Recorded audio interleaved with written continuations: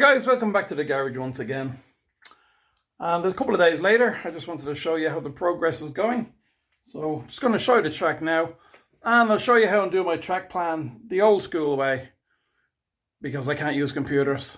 People have said to me, use this program that you can get for designing your Carrera track. I can't do it. I get it to start, I don't know how to move the pieces. I move the pieces, it all disappears. It's a pain in the ass. So I'm doing it the old school way. Let's flick you around. So here we are. Here's the track. I have my L that I wanted. So the old school way of doing it is, and this is why it's great that Carrera give you this. Carrera give you this. Okay, guys. And it's very simple to use. There's your center point. There's the radius of each corner. There's the amount of space it'll take up. Okay? Very simple. So you work it out. You measure your center point. There's my center point. 1 meter in to 2 meter board. And then what I do is, try and do this one-handed. You get your measuring tape to the radius, diameter, and you just go around, and that's what your R2 radius will be. And then what I do is, I'll just do a little bit, this lot will be hidden anyway. What I do is I get my marker, put it there, and I just follow it around, okay? And that's how I get my radius for the R2 bend. Then you add the width of the track. You measure the width of your one piece of track. Okay, very simply. So you have you can measure the width of one piece of track. Same thing. And then just put it there. And what I generally do is I put the measuring tape against the R1, which I'm using on my track at the moment. I put my marker down here. One-handed. Two-handed without the phone. And then you just follow this around, and that's your R2 curve, okay? And the same thing again, next curve, and then gives you a general idea of what you want. Now, I'm going to move along quickly. I don't want to make this a long post. I'm going to stand up on the chair and show you the plan.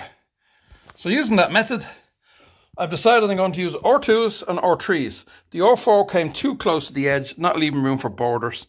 So this is R2s and R3s. That's the long straight. That's the inside section. So now I know what I need to order. I know how many R3s I need to order. I know how many R2s I need to order. And I've done the same thing the whole way around the track. Let me jump down. Bring my chair with me and show you what I have down here. Okay.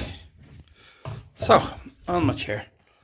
Same thing, just following the bends around, coming around, and just writing out my R1s, R2s, whatever I need.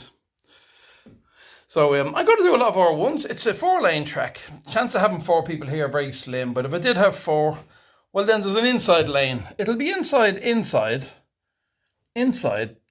right? Then it'll be outside, inside, outside, all the way around here's outside, then a little inside. So it won't be too far off. I want to keep it a flat track. I want a fairly flat circuit, so I'm not going for any undulations at the moment. Maybe I'll change my mind later. But at the moment, I don't want to do a figure 8. This is what I've done.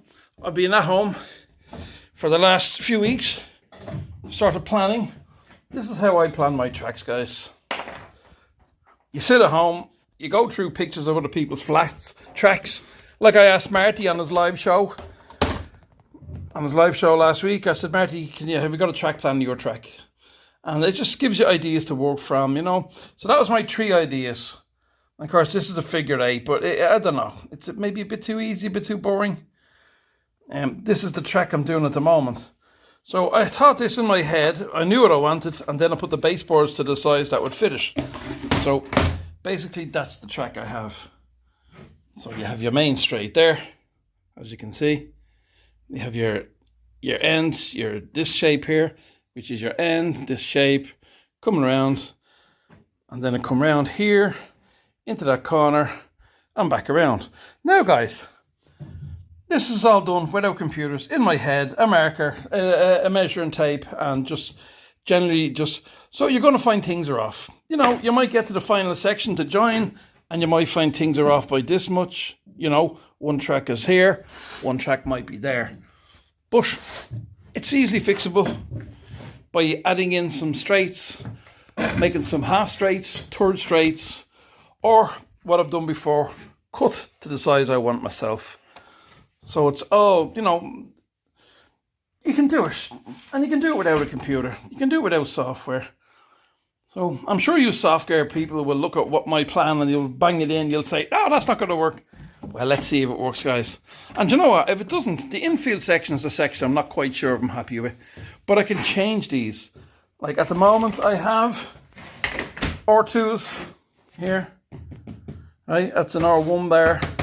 I can change that.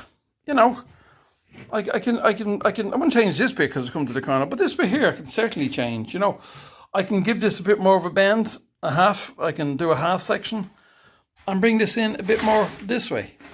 And then give it a sharp turn at the end here, you know, because that's the inside track, so you get away with that, you know. No, sorry, that would be the inside track. So, but you know what I mean, that's what I'm doing, that's the way I'm working it out. So I've got some track ordered, and this way I have a good idea what I need without, for someone who doesn't use computers and who doesn't, I'm a dinosaur of computers, guys. I do my photography on the computer. I use Lightroom. That's about it. Anything else on the computer, forget about it. Look, we've started with the scenery, guys. Okay, so that's it. That's another quick one, just to show you what I'm up to. Waiting on track now. And this is strong. This is not going anywhere. It's well strong, and I haven't even finished. I'm bolting it. I'll be bolting it to the wall here and on the other side. That's the only section that actually bolted to the wall. So it ain't going to go anywhere. It's quite strong. So, okay, guys, thanks very much for watching. I appreciate any likes or subscribes. My name is Harry. I'm Irish. I'm living in Latvia about 8 years, and I'm building the track for myself. Quite possibly we only ever be 3 ghost cars. Unless I get very lucky and I find a few racers. I discover a few racers here who want to have some fun. So, yeah, say a little prayer for me that I might meet somebody. I'd love to get a club going, but, you know, it's hard.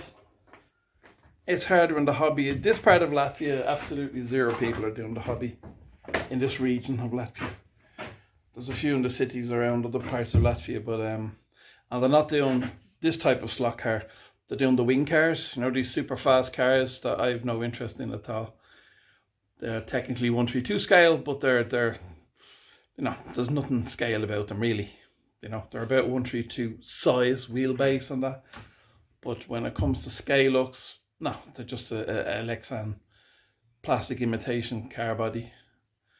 And crazy motors and homemade chassis. That was fantastic. Don't get me wrong. It's fantastic that a lot of the schools do these. You know, in other parts of Latvia, some of the colleges do them, and it educates kids on how to build a chassis and how to do electronics and how to solder parts together and the technical aspects of doing the electricity on the track and all. So it's good. It's used as an educational tool. That's what the only thing to do here in Latvia, really. You don't get many guys like me building Carrera tracks, especially this size, and especially not down on the countryside. I'm way down in the sticks here. Okay, I'm going. I'll keep on talking. I'm Irish. We like to talk. We talk a lot. We talk too much.